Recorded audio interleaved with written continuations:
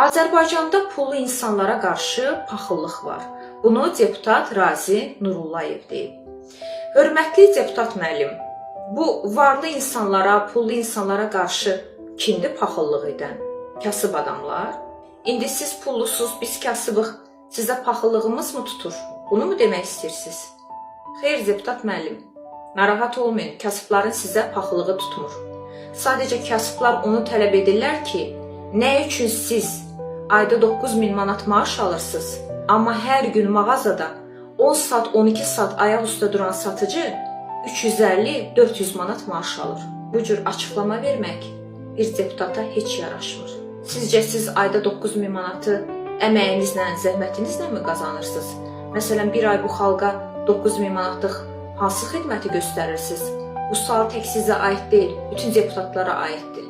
Məsələn, deputatlar bir ay ərzində hansı 9.000 manatlıq xidməti göstərirlər? Biz də bilək, baxaq.